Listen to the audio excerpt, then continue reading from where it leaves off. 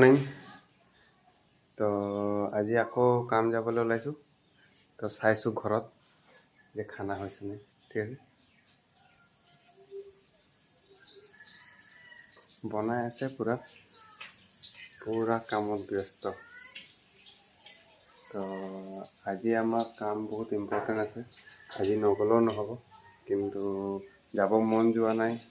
কালি ইমানেই কষ্ট হ'ল, গোটেই গা হাত বিষাইছে। তথাপিও কামটো যাবই লাগিব। তো বৰ্তমান এতিয়া মই কি কাম কৰি আছোঁ সেইটো কৈছোঁ। তাৰ আগতে চাই লৈছোঁ কি বনাইছে।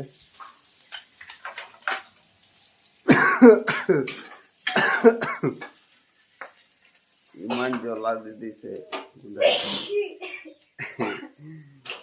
এইটো কি বনাইছে মই দেখি নাই পোৱা। বিলাহী বনাইছে, তাৰ লগত আৰু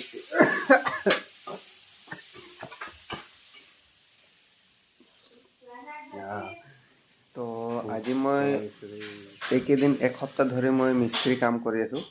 তো মিস্ত্ৰী কাম কৰোঁতে যিহেতু এটা ঘৰ আমাৰ পুৰণা এটা ঠিকাদাৰ আছে, এই ঘৰ এটা মানে কণ্টেক্টত লৈছে আৰু সেইটো কাম মোক কৰিব দিছে।